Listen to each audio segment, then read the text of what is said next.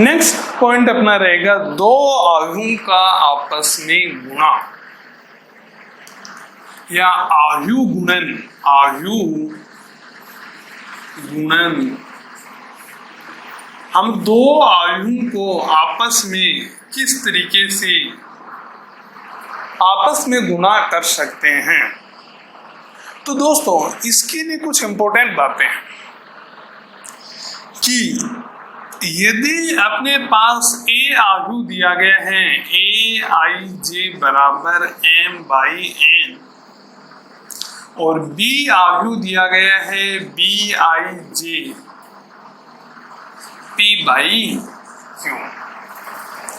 प्यारे दोस्तों, जब भी हम ए गुणा बी आयु ए गुणा आयु बी करेंगे, सबसे पहले अपने को चेक करना होगा कि आयु ए के स्तंभों की संख्या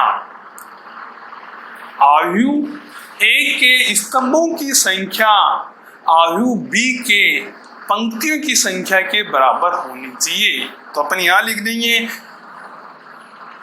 ए बी संभव है, संभव होगा जब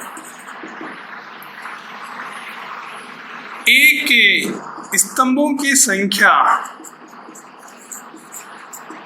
ए के स्तंभों की संख्या बराबर बी के पंक्तियों की संख्या।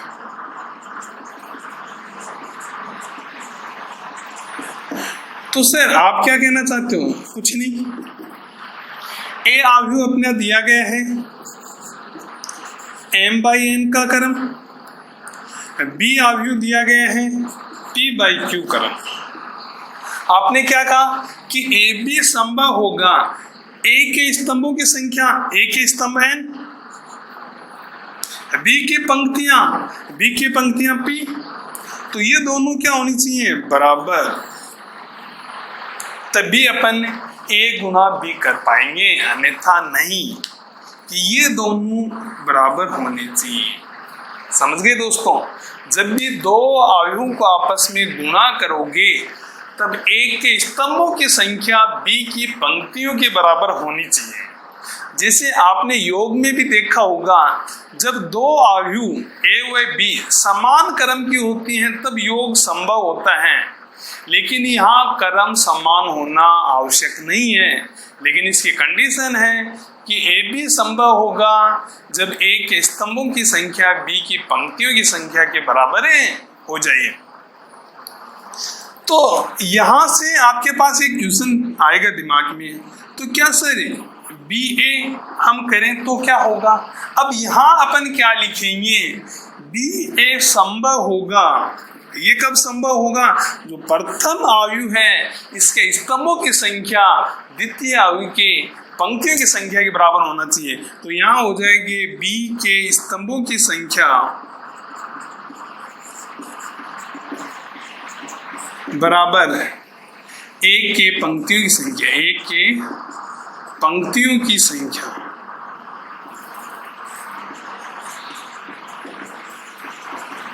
तो यहां अपने लिए कंडीशन आ जाएगी कि बी के स्तंभ, तो बी में स्तंभ क्या है? क्यू, तो क्यू बराबर ए में पंक्तियां कितनी हैं? एम, तो क्यू बराबर एम होगा तब बी ए संभव होगा। तो मैं यहाँ लिख सकता हूँ आयु बी गुणा आयु ए, तो बी का क्रम है मेरे पास पी बाई क्यू और ए का क्रम है एम बाई एन। दोस्तों आपको कुछ भी याद नहीं रखना है, बस इतना सा, ये स्तंभ पंक्तियां ये अपने को क्वेश्चन में अंदर तो लिखनी होती है, ना आवश्यकता होती है। आप तो बस डायरेक्ट पहचाने ये दोनों सेम होने चाहिए, यहाँ भी पड़ोसी सेम होने चाहिए। तो यहाँ क्या हो गया? Q इक्वल टू एम, तभी आयु गुणन संभव होगा। ठीक है दोस्तों, यदि आपके पास कोई क्वेश्चन आ गया कि आयु ए दिया गया है 1 2 3 4 5 6, ठीक है दोस्तों, और इसके अंदर आयु बी है आपके पास 7 8 9 10 11 12, अब यहां से अपन देखें कि आपको कोई कहे कि ए बी संभव है कि या नहीं है, ए बी संभव है कि नहीं है, तो सर्वप्रथम आप क्या लिखेंगे, ए की कोटि लिखेंगे जो होगी अपने पास 2/3। उसके बाद में बी की कोटि लिखेंगे जो होगी 3/2। दोस्तों यहां से देखना, ए का क्रम है आपके पास 2/3, वह बी का क्रम है 3/2। आपको तो बस ये पहचानना है कि ये सेम आ जाना चाहिए, तब तो ये गुणा संभव है, अन्यथा नहीं होगा। तब आप यहां से क्या लिख सकते हैं कि ए बी संभव है। यदि आपको इसका विपरीत पूछ लिया जाए तो वो हो जाएगा बी ए के बारे में। तो बी ए संभव होगा तो हम बी की कोटि लिखेंगे 3/2, ए की कोटि लिखेंगे 2/3। दोस्तों ध्यानपूर्वक देखना, ये समान है क्या, तो इसका मतलब क्या हो जाएगा, बी ए संभव होगा। कुछ बच्चों के दिमाग में एक क्वेश्चन आएगा कि जब हम दो अवयवों को आपस में योग किया था तो उन दोनों अवयवों का जो क्रम या कोटि ऑर्डर था उसी कोटि की अपने को नई अवयव प्राप्त हुई थी, लेकिन यहाँ गुणन में ऐसा नहीं होगा। गुणन में उनके क्रम चेंज भी होंगे। गुणन में क्रम चेंज इस तरीके से होंगे कि दोस्तों यहाँ ये दोनों बराबर होंगे, तो आपको ए बी का क्रम पूछे, ए बी का, तो देखो ये तो बराबर थे, इनको मानो हटा दो यहाँ से और इसका क्रम हो जाएगा एम क्यू। इधर बी ए का क्रम हो जाएगा अपने पास क्या हो जाएगा, क्यू एम तो कैंसिल, और क्रम हो जाएगा बी ए का P/N। तो क्या कोई मेरे को बता सकते हैं कि इस एग्जाम्पल में ए बी का क्रम और बी ए का क्रम क्या होगा। दोस्तों ए बी का क्रम अपने पास क्या होगा, यहां से देखो 3 हट गया तो क्या बच गया, 2/2 रैक नहीं है। यहां देखो बी ए का क्रम क्या हो जाएगा, 3/3। समझ में आया कि नहीं है, अभी तो स्टार्ट ही नहीं हुआ, समझ में आ गया। अब प्यारे बच्चों यहाँ एक बात नोट कर लेना जो बाद में मैं रिपीट करूंगा, उसके बाद में वहां एक्सप्लेन नहीं करूंगा, यही बता रहा हूं कि क्या ए बी का क्रम और बी ए का क्रम बराबर है क्या, नहीं है। ए बी 2/2 है, बी ए 3/3 है। अगर इनके क्रम ही समान नहीं है तो क्या ए बी बराबर बी ए हो सकता है क्या, नहीं हो सकता। अतः अपन क्या कह सकते हैं, ए व बी क्रम विनिमय नहीं है, ए व बी क्रम विनिमय नहीं है।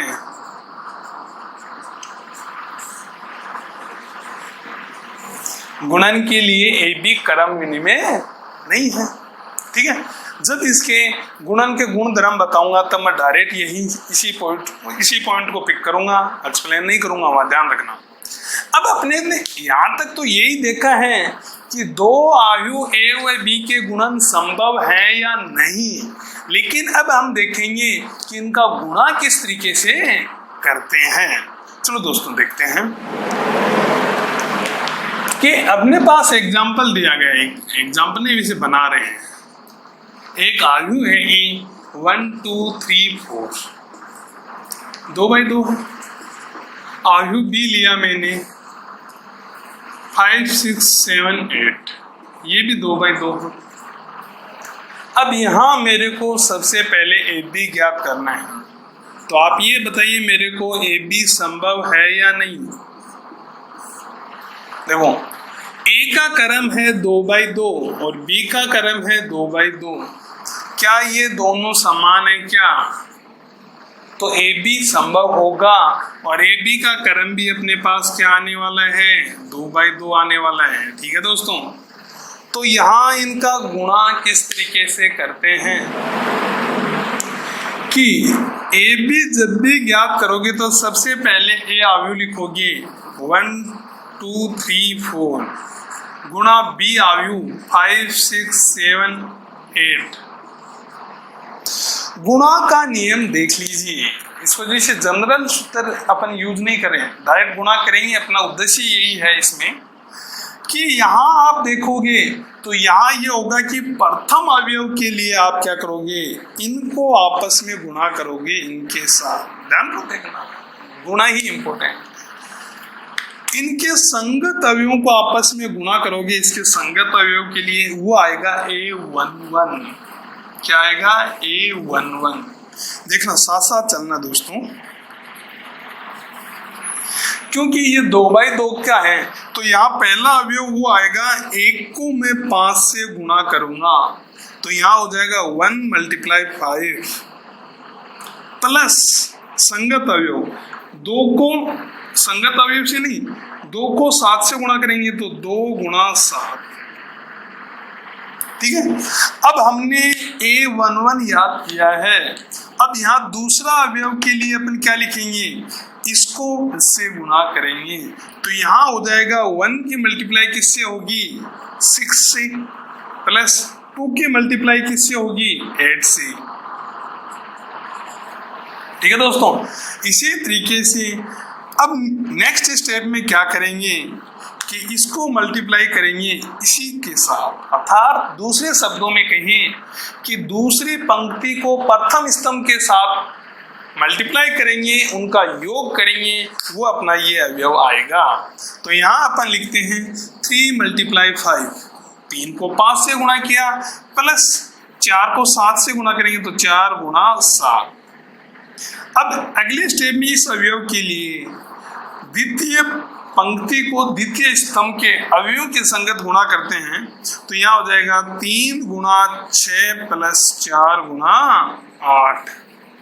तो यहाँ से आ जाएगा दोस्तों AB बराबर अपने पास आ जाएगा। देखो दोस्तों, यहाँ से कितना आएगा, 5, इन 2 को मल्टीप्लाई करेंगे तो यहाँ से 14 आ जाएगा, तो प्लस 14 हो जाएगा। यहाँ कितना, 6, और यहाँ कितना आ जाएगा, 16। यहाँ से कितना आ जाएगा, 15, और यहाँ कितना आ जाएगा, 28। इन 2 को मल्टीप्लाई करेंगे तो यहाँ से 18, यहाँ आ जाएगा 32। दोस्तों इनका संगत योग करेंगे अपन तो यहाँ से आ जाएगा, ये तो आ जाएगा 19, और यहाँ से आ जाएगा 22। इसका योग करेंगे तो यहाँ से अपने पास योग आ जाएगा 43, और यहाँ योग आ जाएगा कितना, 50। तो यहाँ AB बराबर 19, 22, 43, 50 आएगा। क्या दोस्तों साथ के साथ BA भी याद किया जा सकता है, उसे ज्ञात किया जा सकता है। तो अपन ये लिखेंगे, यहाँ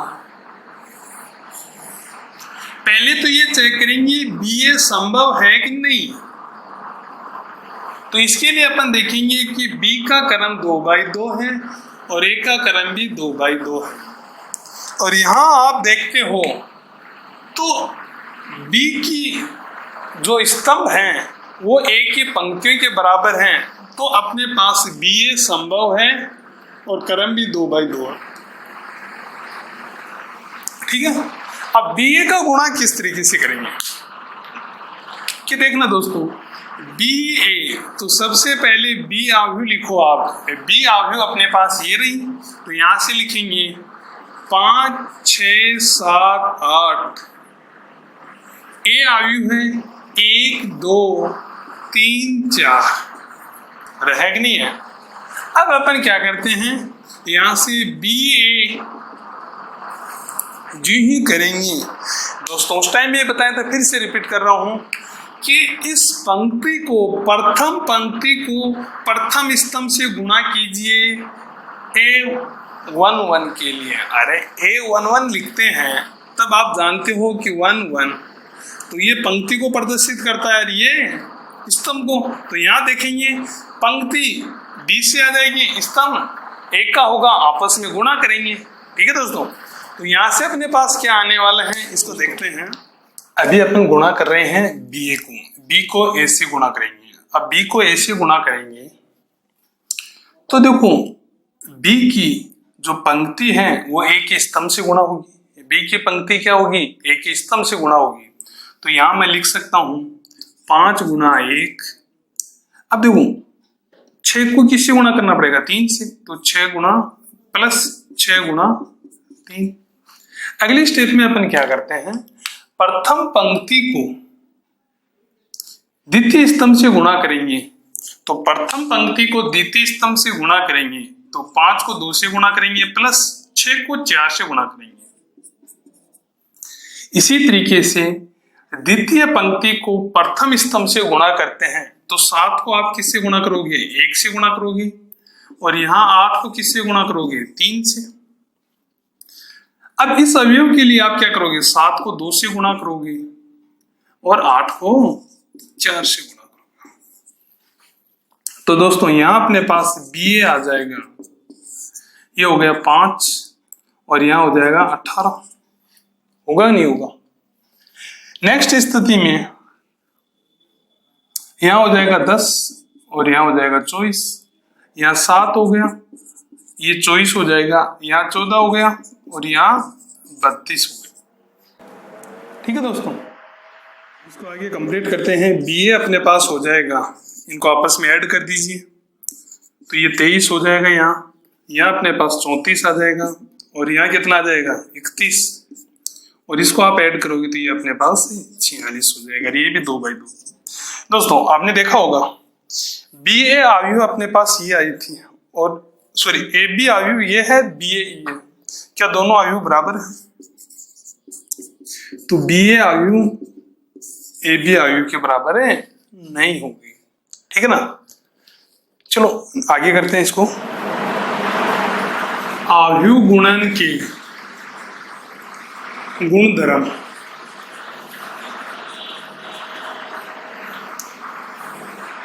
दोस्तों आयु गुणन के गुणधर्म अपन देखेंगे तो पहला अपने पास आता है क्रम विनिमयता।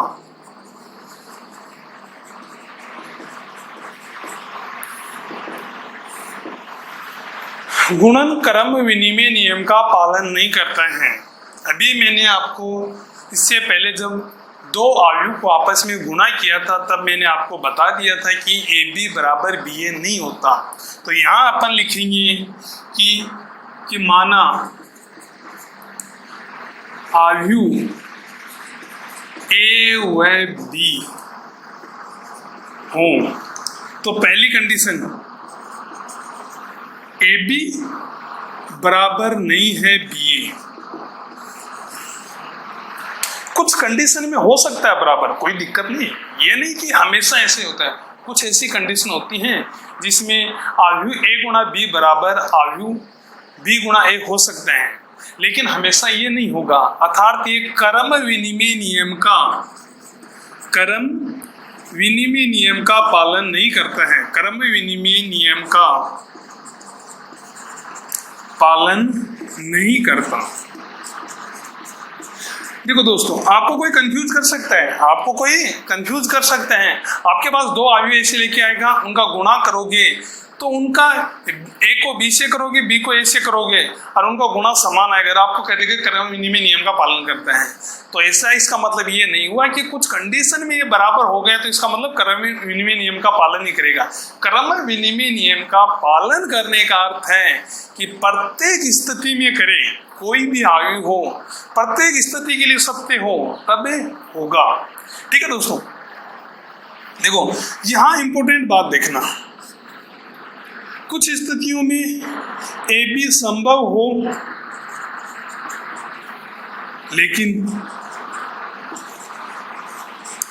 BA संभव नहीं हो, संभव नहीं हो। ये कैसे? देखो एक एग्जांपल दिखाता हूं मैं आपको कि A बराबर आपके पास दिया गया है ABCDEF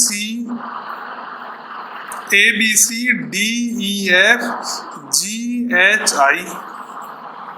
B आयु आपके पास है JKL M NOPQ RSTU। अगर ये आयु दे दी गई है आपको तो दोस्तों यहाँ इसका क्रम देखोगे तो 3/3 है और यहाँ क्रम क्या है? 3/4 है। तो आप AB करोगे तो इसका मतलब ए गुणा बी क्या हो जाएगा, संभव होगा, ए गुणा बी संभव होगा, तो आप क्या लिख दोगे, संभव है। लेकिन आपने बी ए किया, बी गुणा ए किया, तो इस स्थिति में बी का क्रम 3/4, ए का क्रम 3/3। क्या दोस्तों ये बराबर है क्या? अर्थात बी की जो स्तंभ हैं उनकी संख्या ए की पंक्तियों के बराबर नहीं है। इसका मतलब क्या होगा कि ये संभव नहीं है। तब आप देख रहे हो एक जगह ए बी संभव है, दूसरी जगह बी ए संभव ही नहीं है, तो ये बराबर कैसे हो सकते हैं? नहीं हो सकते। अर्थात ये क्रम नियम का पालन नहीं करते। दूसरा नियम अपने पास आता है साचर्यता।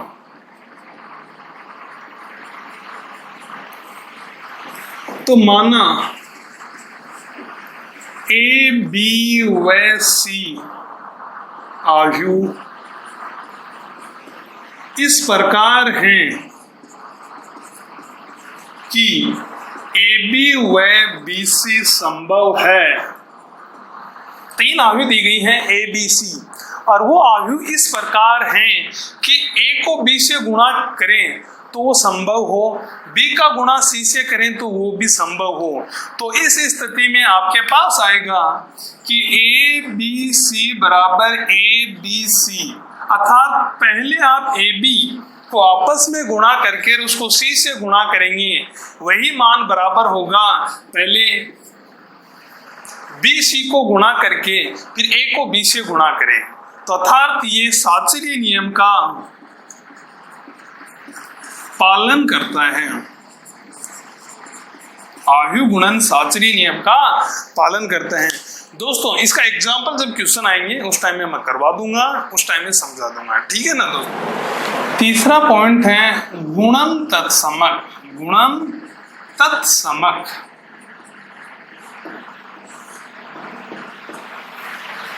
किसी भी आयु का गुणन तत्समक याद करने के लिए, माना ए एक वर्ग आयु है, ए एक वर्ग आयु है, तो इसका गुणन तत्समक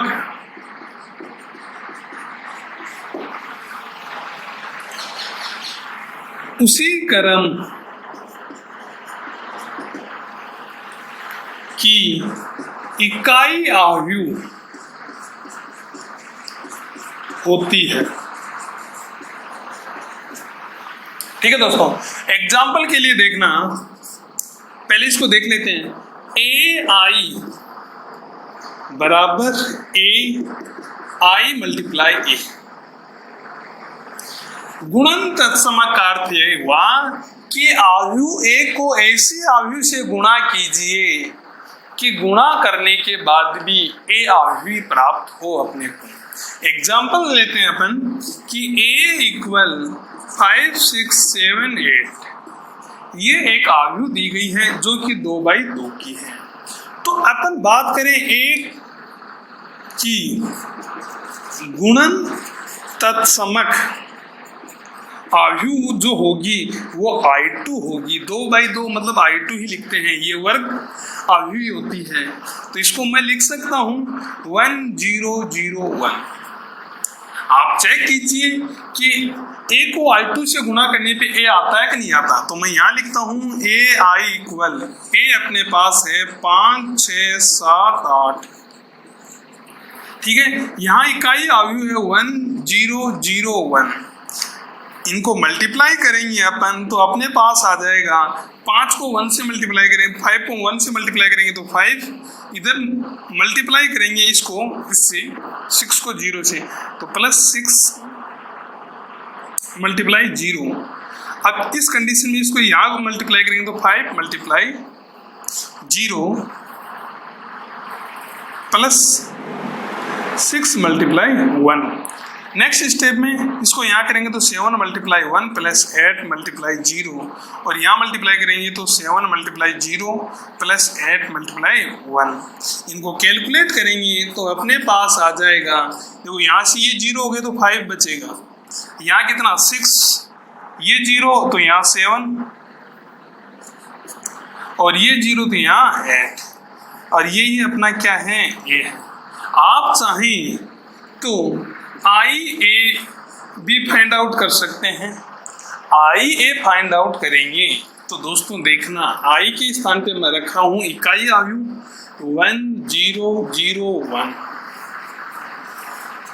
ए के स्थान पे ये आयु रखूंगा तो ये है अपने पास 5 6 7 8, तो आई ए हो जाएगा, इसको इससे मल्टीप्लाई करेंगे तो 1 multiply 5 plus 0 multiply 7। Next step में 1 को 6 से 1 multiply 6 plus 0 multiply 8। Next step में 0 multiply 5 plus 1 multiply 7। Next step में 0 मल्टीप्लाई 6 प्लस 1 मल्टीप्लाई 8। इसको कैलकुलेट करते हैं, जी कैलकुलेट करेंगे अपने पास आ जाएगा दोस्तों, ये तो 0 होगा तो यहाँ अपने पास आ जाएगा 5, ये 0 तो यहाँ आ जाएगा 6, ये 0 तो यहाँ आ जाएगा 7, और यहाँ ये 0 तो यहाँ आ जाएगा 8, और इसी को हम क्या कहते हैं ए, अर्थात इकाई आयु इसके लिए क्या होगी, गुणन के लिए तत्समक होगी। फोर्थ पॉइंट है अपने पास बंटनता।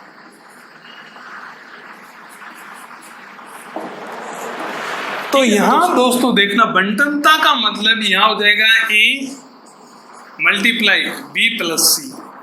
अगर ये दिया जाए तो यहाँ कंडीशन अपने पास है कि फर्स्ट कंडीशन तो है कि ए बी संभव हो, ए बी व ए सी संभव हो, और बी प्लस सी ये योग भी संभव हो, तभी इस पे बंटनता लगेगी।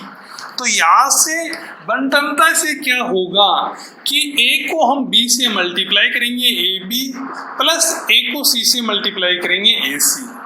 दोस्तों इसको इसी क्रम में लिखना होगा कि जब ए पहले है तो पहले ए आएगा बाद में बी आएगा। गलती से आप इसको बी ए न लिख दें, क्योंकि बी ए का अर्थ ये हो गया कि अपनी जो ए बी आपस में गुणा किया था और बी को ऐसे गुणा किया था, दोनों समान नहीं आए थे तो मान अलग हो सकते हैं। यदि आपको इसी तरीके से ये दिया जाए कि ए प्लस बी और यहाँ सी आ जाए तो उस कंडीशन में आप क्या करेंगे कि पहले ये आएगा तो ए और इसको सी से गुणा कर दो, इधर पहले बी आएगा और इसको सी से गुणा। तो जब भी अपने को आवश्यकता पड़ेगी तो हम इस तरीके से इनको काम में लेंगे। नेक्स्ट पॉइंट है अपना अदिश गुणन। क्या है अदिश गुणन? अदिश गुणन का अर्थ ये हुआ किसी भी आयु को हम एक अदिश संख्या से गुणा करते हैं और जो मान प्राप्त होता है हम उसे अदिश गुणा कहते हैं। जैसे कि आपके पास कोई आयु दी गई है a = aij m/n, ये आयु दी गई है और किसी ने कहा कि कोई अदिश संख्या है k, इससे a को गुणा करो, तो हम k a लिखेंगे। इसका मतलब k प्रत्येक अवयव से गुणा होगा a आयु के, तो हम इसको लिख सकते हैं kaij m/n। जैसे कि आपको दिया गया है कि a = ABCD, ये एक आयु दी गई है और आपको कहा जाए कि 2a फाइंड आउट कीजिए, तब आप क्या लिखेंगे 2a आयु यहाँ लिख दो ABCD।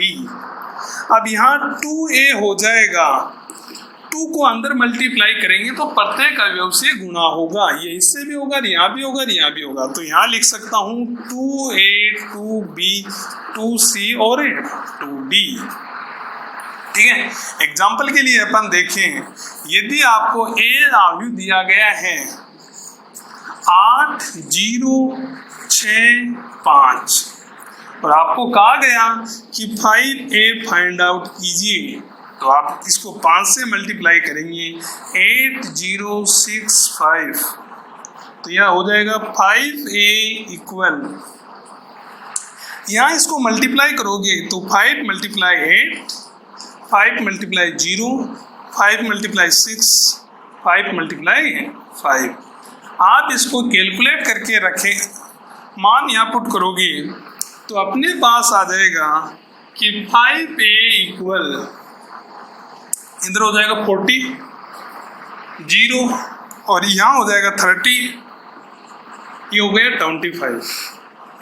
इस तरीके से हम अदिश गुणन कर सकते हैं। ठीक है दोस्तों, अब अपन देखते हैं कि अपने पास की आयु दो समान क्रम की आयु A व B है तथा LM दो अदिश राशि हैं, दो अदिश राशि हैं। उस कंडीशन में अदिश गुणन के कुछ गुण धर्म होते हैं, ठीक है, उनका अपन अध्ययन करते हैं। आपको दिया गया है L plus M multiply A, तो आप इसको लिख सकते हैं LA प्लस MA, कोई दिक्कत नहीं। दूसरा आपको दिया गया है कि यदि आपको दिया जाए कि L multiply A plus B, तो आप इसको लिख सकते हैं LA प्लस LB। ठीक है दोस्तों, तीसरी कंडीशन में आपको ये मिल जाए कि L बाहर हो और MA मिले, तो आप इसको लिख सकते हैं LM मल्टीप्लाई A। ठीक है, चौथी कंडीशन के लिए देखते हैं कि यदि आपके पास -1 से मल्टीप्लाई करना हो तो आप इसको डायरेक्ट लिख सकते हैं -AR। ठीक है दोस्तों, तो यहाँ से अपन कुछ एग्जाम्पल कर लेते हैं कि एग्जाम्पल अपने पास ये है कि आपको A दिया गया है कि 5 7 8 9 और आयु B है अपने पास 0 1 2 3। ठीक है, अब देखो फर्स्ट कंडीशन में मैं L के स्थान पे 1 लेता हूं, M के स्थान पे 2, तो यहां से देखना कि L प्लस M A बराबर LA प्लस MA प्रूव करना है अपने को। तो सबसे पहले मैं LHS में देखूंगा, तो L के स्थान पे क्या रखना है मेरे को 1 और M के स्थान पे कितना रखना है 2, तो L के स्थान पे 1, M के स्थान पे 2। आयु A क्या है अपने पास 5 7 8 9, तो ये कितना हो गया दोस्तों, ये 3 हो गया, इधर आ गया 5 7 8 9। ठीक है, अब देखिए 3 से गुणा जी करूंगा, अदिश गुणन अभी अध्ययन किया, तो ये हो जाएगा 15, ये कितना हो जाएगा 21, ये 24 और ये 27। ठीक है, अब RHS में देखना दोस्तों, RHS में आपको दिया गया है LA प्लस MA। L के स्थान पे आपके पास 1 है, तो 1, आयु 1 अपने को दिया गया है 5 7 8 9, M के स्थान पे कितना है 2 और आयु A दिया गया है 5 7 8 9। तो जो ही आप इसको अंदर मल्टीप्लाई करेंगे तो ये तो ऐसा कैसा आ जाएगा, और यहाँ ये 2 से गुणा हो जाएगा, तो ये हो जाएगा 10 14 16 18।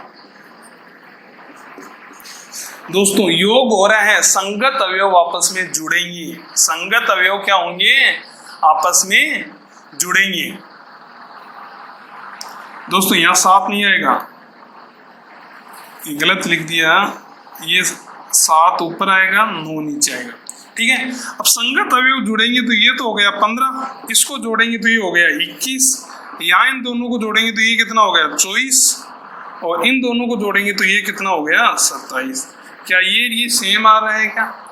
इस तरीके से शेष के लिए भी आप स्वयं कर सकते हैं, कोई दिक्कत नहीं है।